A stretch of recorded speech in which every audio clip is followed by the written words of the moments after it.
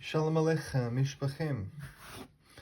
All right, we're in a new aliyah, new reading on the Torah of Bereshis, of Mikeitz, Parsha Mikeitz. We are in the third Torah reading. Let us begin.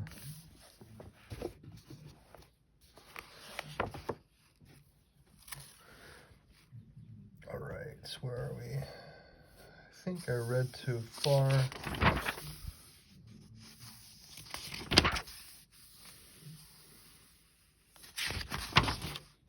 Here, let me check one more time. In here, 39, chapter 41, verse 39. Starting here, Torah up here, Onkelos down here. All right, 39, chapter 41, verse 39. Pharaoh said to Joseph, "Since the Lord has made all this known to you, there is none as intelligent and wise as you."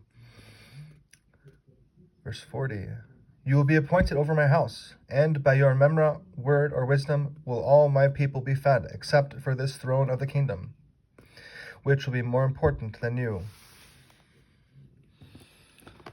Verse 39,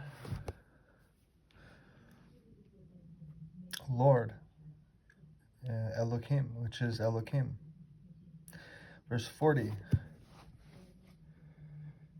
Onkelos, appointed over my house. The Aramaic describes the action and is more specific than the Hebrew's laconic shall be over my house. By your word, by your memra, word or wisdom. The Targum explains the Bible's metaphor, by your mouth, by using memra, word or wisdom. Other examples of the use of memra to clarify figures of speech are chapter 16, chapter 39, chapter 41, and chapter 45. And Exodus chapter 18. Fed. The definition of the Hebrew yishak is obscure. It could mean kissed as an expression of homage, or be related to neshek, armed or equipped. All right. See the JPS Torah commentary, Genesis 2:86, Meshech 15:2, which is given various interpretations, or nashku in Psalms 2 verse 12, meaning fed. The latter is the rendering in our Targum and accepted by Rashi, Rashbam, Ibn Ezra, and Chazkuni, translated as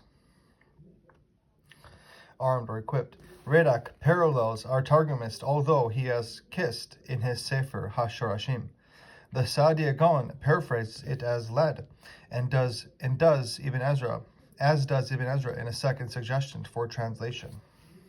This throne of the kingdom, Onkelos explains the throne, literally chair, by dropping the definite article letter hey, changing throne to the construct throne of, and appending this and the kingdom. Bechor Skor paraphrases the expression. The sole difference between us is that I will still be called king. More important, the Aramaic is more explicit and focused in its description than the Hebrew's broad and imprecise greater. Verse 41,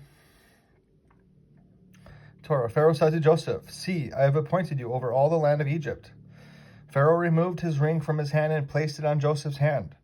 He dressed him in garments of fine linen and a gold chain on his neck. He drove him in his second chariot. They proclaimed before him, "This one is father of the king." Thus he appointed him over all the land of Egypt. Verse 41 to 43. Appointed. The biblical terminology in this context is placed.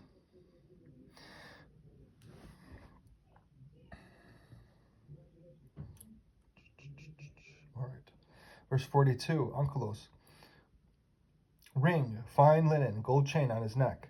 According to Rashi and Chazkuni, Pharaoh executed 3 ceremonial acts to symbolize Joseph's elevation and appointment as the official closest to the king. However, Nachmanides and Bechor Skor argue that this was more than symbolism. Pharaoh handed Joseph his ring, which was the royal seal, as in Esther chapter 3, verse 10, and chapter 8, verse 2, so that Joseph could issue decrees and seal them under the king's authority.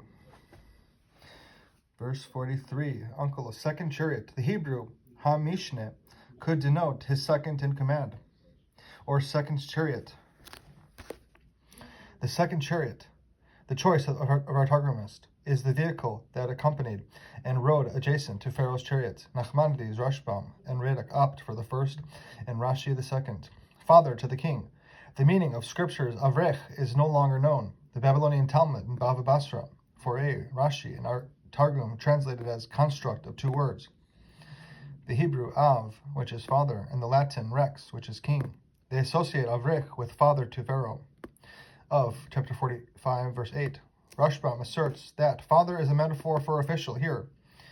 Others associate Avrech with Berech, knee, which is knee, as in Genesis chapter 24, verse 11, interpreting that the phrase in our verse would mean bend the knee before this one.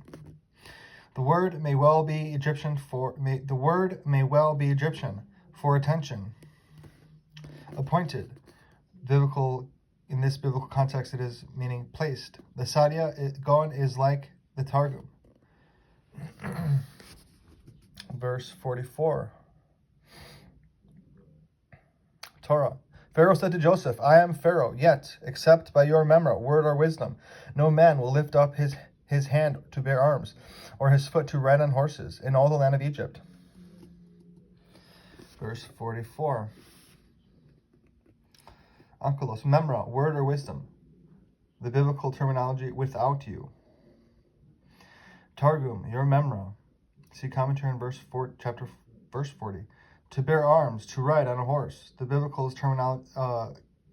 termed this as lift up hand or foot. It is an idiomatic expression for will take no action.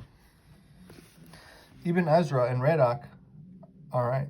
Our Targumist adds words to avoid having his readers take the idiom literally, yet retains its general meaning. The Sadia Gaon is similar with to make decrees, to ride. Rashbam and Chazkuni explain lift up hand as exercise, authority. Verse 45, Torah. Pharaoh called Joseph's name, the man to whom hidden things are revealed. He gave him as a wife Asenath, daughter of Potiphar, the chief of On. Thus Joseph went out as ruler over the land of Egypt. Joseph was 30 years old when he stood before Pharaoh, king of Egypt. Then Joseph left Pharaoh's presence, and he traveled through all the land of Egypt. Verse 45. Ankelos, Pharaoh called Joseph's name. It was customary to change a person's name when his status changed, as in Numbers chapter 13, verse 16, and Daniel chapter 1, verse 7. The man to whom hidden things are revealed. The biblical name Zephanath Paneah is probably Egyptian, meaning God speaks, he lives, or as rendered by the Septuagint, the creator, sustainer of life. Ankelos, the Sadia Gaon, Rashi, Bechor Schor, Rashbam, and Nachmanides comprehend the name as a combination of Hebrew words meaning interpreter of codes, and connect it with Joseph's penchant for interpreting dreams. Radak reasonably asks, why would Pharaoh give him a name in Hebrew? Ibn Ezra quips, if this is an Egyptian word, we do not know its meaning. If it is a translation of the Egyptian name, we do not know Joseph's Egyptian name. Asenat, the appendix of this chapter. Potiphar, the Babylonian Talmud in Sota 13b, Rashi, Bechor Shchor, and Chazkuni maintain that this was Potiphar in chapter 39, verse 1. According to Rashbam, he was a different man. Chief. Our Targumist translates scripture's Kohen, which is priest, as chief, because he considered it repugnant to allow an idolater to be titled priest, and because he felt it was improper for Joseph, in Genesis and Moses, to marry the daughters of Egyptian and Midianite priests. See also a discussion on this issue in the Babylonian Talmud in Bava Basra, 109b, and Sanhedrin 82a and b. In chapter 47, verse 22, the Targumist translates lands of the priests using kumraya, which is priest, because the context requires the word.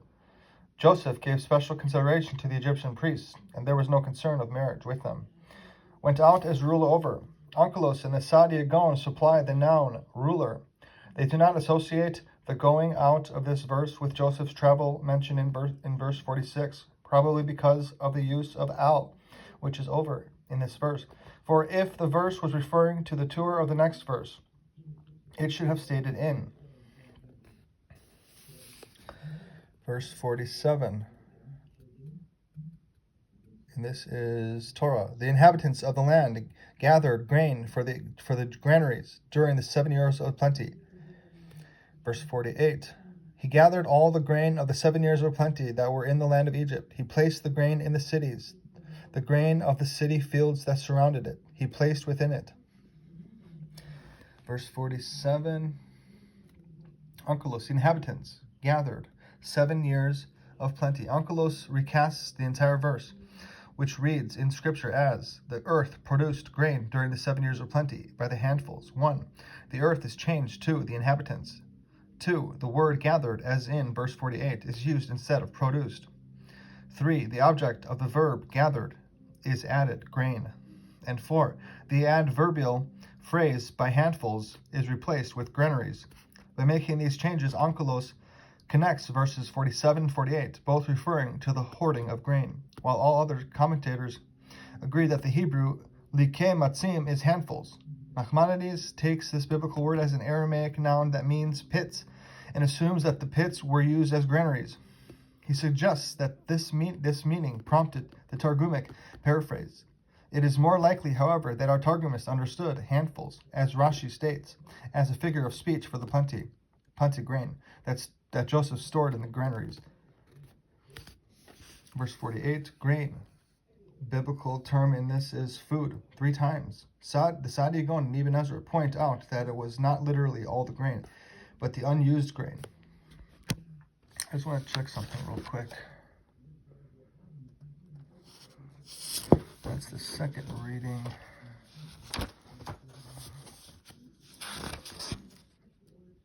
Okay, perfect. Verse 49. Torah, Joseph gathered grain in very large quantities, like the sand of the sea, until he stopped counting, for it was beyond count. Verse 50. Torah, to Joseph were born before the year of the famine came 2 sons, which Asenath, daughter of Potiphar, the chief of On, bore to him. Verse 51. Torah, Joseph called the name of the firstborn Manasseh, for the Lord has made me forget all my hardship and all of my father's house. 52. Torah, he named the second Ephraim, for the Lord has made me numerous in the land of my enslavement. Verse 49. Grain, the biblical terminology in this context, bar. Sands of the sea, this is an exaggeration. Verse 50, Onkelos, were born. The Hebrew has the singular, was born, which the Targumist upgrades to the more appropriate plural. Radak suggests that the singular may imply that Joseph's children were twins.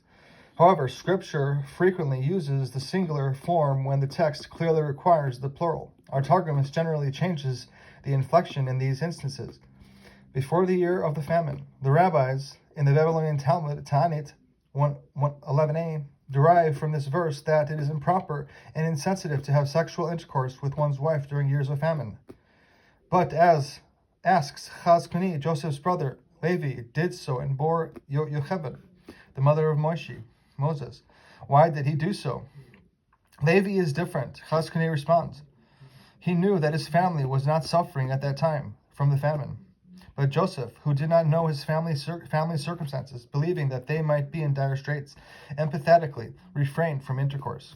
Asenath, Joseph had no other wives and no other children. Chief, the biblical, in this context, it is priest. Verse 51, Onkelos, Lord. The Bible uses Elohim, but Onkelos replaces it with the Tetragrammaton. See commentary on chapter 1, verse 1. Made me forget. The Sadia Gon clarifies that Joseph forgot his mistreatment in his father's house. Verse 52, Onkelos, Lord. Again, it is termed Elohim in this context. See commentary on chapter 1, verse 1. Numerous. it is termed fruitful. Onkelos has it as fruitful.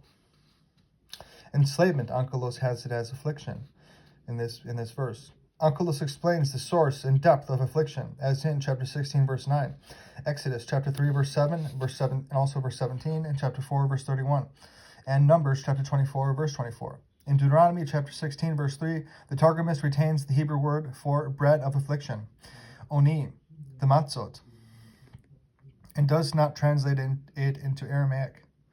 This is probably because the Hebrew word was well known to his audience through its repetition in the Passover Seder, and because the Hebrew brought to the minds of his Jewish readers the many rabbinical teachings derived from this word in the Seder.